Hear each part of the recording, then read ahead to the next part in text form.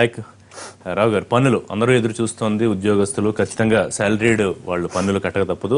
అయితే 130 కోట్లలో రిటర్న్లు దాఖలు చేస్తోంది 1,74,00,000 మంది. అంటే 130 కోట్ల మంది ఉద్యోగాలు చేస్తారని కాదు, ఓవరాల్ గా మనకు లెక్క అనుకుంటే. సో ఇప్పుడు దీన్ని పెంచడానికి, ఎక్కువ మందిని పన్ను పరిధిలోకి తీసుకురావడానికి తీసుకున్న చర్యల ద్వారా గవర్నమెంట్ అనుకున్న లక్ష్యం అంతవరకు సాధించే అవకాశం ఉంటుంది. వీళ్ళు ఏంటంటే కనీసం ఈ 2.5 లక్షల థ్రెషోల్డ్ లిమిట్ ఉంది కదా, అది 3 లక్షలకైనా వస్తుందేమో కొంచెం టింకరింగ్ చేసిన అనేటువంటి ఆశలో ఉన్నారు. అది జరగలేదు. కాకపోతే వాళ్ళు కట్టేటువంటి పన్ను రేటు 10కి బదులు 5 అంటే 5%. ఆ మధ్యన ఇప్పుడు 2.5 లక్షల వాళ్ళకి 50,000 వరకు వాళ్ళు పొదుపు చేసుకునేటువంటి వెసులుబాటు ఉంది. అది ఉంటే 3 లక్షల వరకు పన్ను పడదన్నారు. అయితే 50,000 పైన అది పన్ను పడకపోవడం కాదు, అది పోస్ట్పోన్మెంట్ ఆఫ్ ట్యాక్స్ మళ్ళీ వాళ్ళు తీసుకున్నప్పుడు. అయితే మొత్తం మీద మనం వెరస్ చూసినట్టయితే ఒక 5%, 2.5 లక్షల పైన 5 లక్షల వరకు చెల్లించే వారిపైన ఆ పన్ను వెసులుబాటు వచ్చింది. ఇంకా 5 లక్షలు దాటి ఉన్నటువంటి వాళ్లకు 2.5 లక్షల మధ్య ఉన్న దాని మీద మనం లెక్కిస్తే 7,500 ఎంతో అవుతుందో ఆ మేరకు వెసులుబాటు వచ్చింది మనకు. అయితే మరో పక్కన మనకి ఇన్ఫ్లేషన్ లేదు అని చెప్తున్నారు కనుక అది రియల్ టర్మ్స్లో పెరిగినట్టుగా భావించేటువంటి భావన కలుగుతుంది.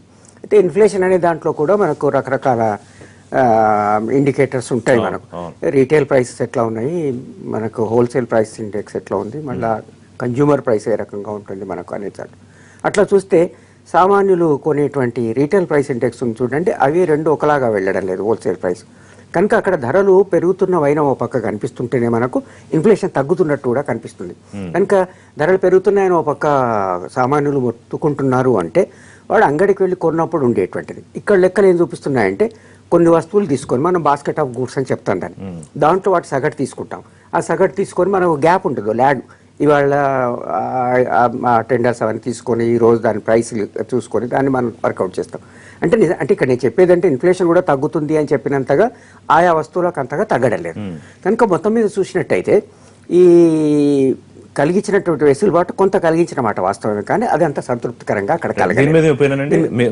3 లక్షలకు మించి బ్యాంకులో నగదు స్వీకరించడానికి లేదు, transaction limit is 3 lakhs.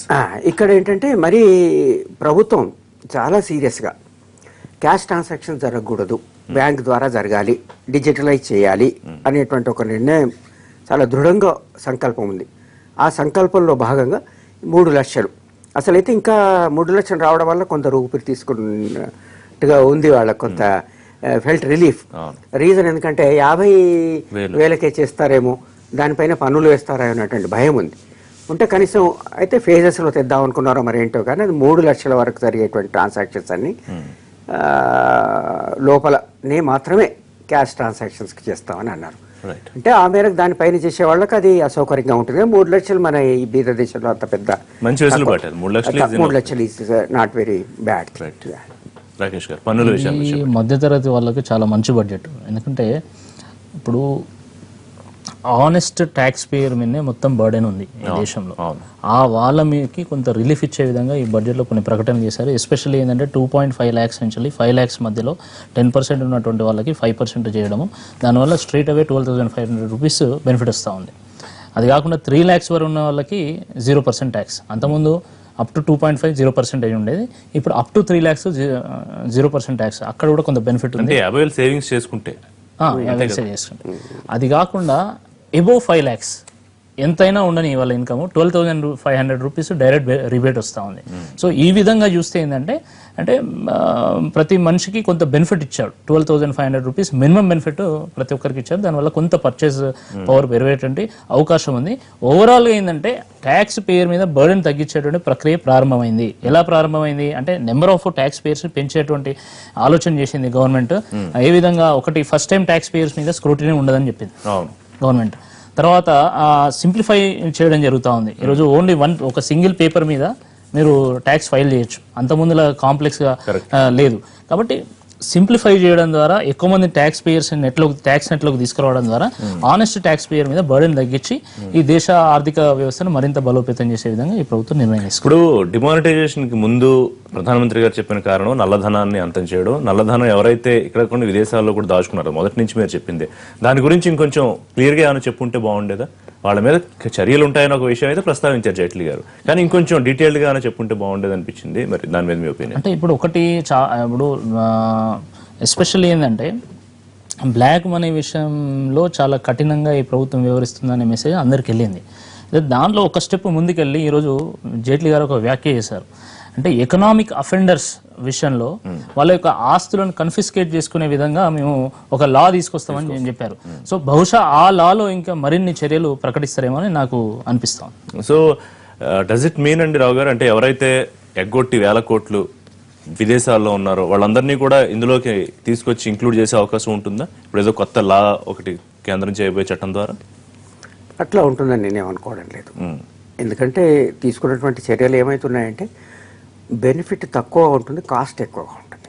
Okay, మొత్తం దేశ ప్రజల మీద భారం పడి ఇన్కన్వీనియన్స్ అవ్వడం అనేది అది సాధారణమైన ఇన్కన్వీనియన్స్ కాదు. ప్రాణాలు కూడా పోయే, బ్యాంక్ కౌంటర్లో కూర్చున్న వాళ్ళు చచ్చిపోయారు, క్యూలో నిలబడ్డ వాళ్ళు చచ్చిపోయారు. దానివల్ల ప్రయోజనం వచ్చిందా అంటే 0.5% జీడిపి తగ్గిందని ప్రభుత్వ లెక్క. 0.25 to 0.5% జీడిపి తగ్గిందని. దాని తర్వాత అనార్గనైజ్ సెక్టర్ చాలా ఇంపార్టెంట్ సెక్టర్, దానిపైన కూడా ప్రభావం చూపించిందని. కనుక విదేశాల్లో ఇప్పుడు ఇక్కడ ఇంకో విషయం కూడా మనం చూస్తే డిమానిటైజేషన్ని ఎవరు బాగా విమర్శిస్తున్నారు అని చూసినట్టయితే కార్పొరేట్ వర్గాలు కానీ పెద్దవాళ్ళు కానీ ఎక్కడ బయటకు వచ్చి విమర్శించిన సందర్భం కనిపించలేదు. అంటే వాళ్ళకేమి ఇబ్బంది కనిపించలేదు. అంటే ఆ క్వశ్చన్, ఆ వెసులుబాటు అనేది ఉండే వాళ్ళకు ఉంటుంది. ఆ చిన్నవాళ్ళు ఇప్పటికి కూడా ఈ రోజున కూడా నా దగ్గర ఇంకా 5,000 ఉన్నాయి, 2,000 ఉన్నాయి, జబ్బు పడి నా దగ్గర ఇంట్లో ఉంది, నేను జమ చేసుకోలేకపోయినా అనే ప్రశ్నలు అక్కడక్కడ ఇంకా వినిపిస్తున్నాయి. అంటే పెద్ద ఇబ్బంది బహుళ ప్రజానికానికి కలిగింది. కనుక బయటకు పోయిన డబ్బులు మనం తెప్పిద్దామని కానీ మరొకటి చేద్దాము అని అంటే మొత్తం ప్రక్షాళన మనకు రాజకీయంగా మౌలిక అంశాల్లో దేశంలో కనుక ఉండి ఈ అవినీతిని కనుక నిర్మూలించే దిశగా కనుక ప్రక్షాళన జరిగినప్పుడు ఇది సాధ్యమవుతుంది. కానీ మనం సిమ్టమ్స్ని ట్రీట్ చేస్తూ పోతుంటాము అని అంటే అది counter productive. Sir, last but not least రక్షణ రంగం గురించి కూడా మనం మాట్లాడుకోవాలి. 2,74,000 కోట్ల ఎలొకేషన్స్ ఇవాళ మనం గతంలో బుద్ధి చెప్పడానికి చేసిన సర్జికల్ స్ట్రైక్స్ కానివ్వండి, లేకపోతే మన ధోరణి ఇది అని చెప్పి ఒక ప్రయత్నం చేసాం శత్రు దేశాలకి. సో ఈ నేపథ్యంలో రక్షణ రంగానికి మన కేటాయింపులు సరిపడా ఉన్నట్టేనా? రక్షణ రంగం దాదాపు 2,75,000 కోట్లు. రక్షణ రంగం అనేప్పటికీ అంత సులభంగా మనం కామెంట్ చేసే విషయం కాదు. ఎందుకంటే మొత్తం మన జియో పొలిటిక్స్, మన పక్కనున్న దేశాలు కానీ ఇతర దేశాలు కానీ, తర్వాత ఆయుధ సంపత్తి ఎంత ఉండాలి, ఎంత రక్షించుకోవాలి అనేది ఒక అంశం కాగా, ఈ రక్షించుకోవడానికి ఉండేటువంటి ఓ స్థాయిలో, ఆర్థిక స్థాయిలో ఉన్నటువంటి దేశం ఏ మేరకు అమెరికాను ఎదుర్కోవాలి అంటే ఆ మేరకు ఎదుర్కోవాల్సిన దేశానికి ఏ మేర సంపత్తి ఉండాలి. ఎంత సంపత్తి ఉన్నా కూడా ఈ రాజకీయ వ్యవస్థ మొత్తం ప్రపంచంలో ఉన్నప్పుడు ఈ రక్షణ దాంట్లో మనం కొంచెం ఎక్కువగా పెట్టుకోవడం వల్ల అదనపు రక్షణ కలుగుతుంది కానీ మరొకటి కాదు అక్కడ. కనుక మనం స్ట్రాటజిక్గా ఆలోచించి అంతకుముందు మనం ఎంత వెచ్చించాము, ఇప్పుడు ఎట్లా చేస్తున్నాము అనే దాన్ని చూసి చూడాలి తప్ప మనం విధంగా పెరగడం మంచిది, నిధులు తగ్గించుకుంటూ వెళ్తున్న పరిస్థితి. మొత్తం మనం వరల్డ్ ఓవర్ కనుక చూసినట్టయితే ఇది డిస్ట్రక్టివ్ ఎక్స్పెండిచర్, అది తగ్గించాల్సి ఉంటుంది. కానీ మొత్తం వరల్డ్ ఓవర్ కూడా మనకు ప్రజల శ్రేయస్సు మనం ముఖ్యము అనుకుంటే ఎంత వృధా అవుతుంది రక్షణ రంగంలో అనేది మొత్తం దేశం, మొత్తం ప్రపంచం మొత్తం పైన కూడా అవుతుంది. దాంట్లో ఈ ఒక్క దేశాన్ని ఐసోలేట్ చేసి ఇంకా తగ్గించాలి, పెంచాలి అనేది తప్పుడు సంకేతాలను ఇచ్చేటువంటి వ్యాఖ్య అవుతుంది. రైట్, రాకేష్ గారు మీరేం చెప్తారు దీని గురించి?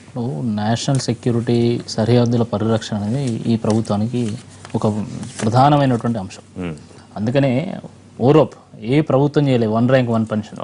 కానీ మా ప్రభుత్వం మాత్రం 1,00,000 కోట్ల రూపాయల బర్డెన్ పడినా కూడా దాని విషయంలో ఒక నిర్ణయం తీసుకొని ముందుకెళ్ళింది. ఇప్పుడు ఎస్పెషల్లీ ఏంటంటే మిగతా కంట్రీస్ వేరు, మనది వేరు. ఒక వెస్ట్ సైడ్ మనం పాకిస్తాన్, అటు east side China and Bangladesh, కింద శ్రీలంక కూడా అంతంత మాత్రంగా ఉన్నాయి మనకు రిలేషన్స్. కాబట్టి ఈ నేపథ్యంలో ఖచ్చితంగా మనం డిఫెన్స్ని స్ట్రెంథెన్ చేసుకోవాల్సినటువంటి అవసరం ఉంది. అల్టిమేట్గా డిఫెన్స్ ఎందుకంటే శాంతి కోసం, మంచి పీస్ఫుల్గా దేశం ఉండాలి, దేశ ప్రజలందరూ కూడా సుఖశాంతులతో సౌభాగ్యాలతో ఉండాలంటే దేశ పరిరక్షణ చాలా ఇంపార్టెంట్. దానికోసం ఎంత బడ్జెట్ అయినా కేటాయించాల్సినటువంటి అవసరం ఉంది. అందుకనే ఈరోజు గత బడ్జెట్ కంటే ఈసారి మరింత పెంచి 2 లక్షల, మీరు అన్నట్టుగా 70,000 కోట్ల రూపాయలు, 80,000 కోట్ల రూపాయలు ఈ ప్రభుత్వం కేటాయించింది.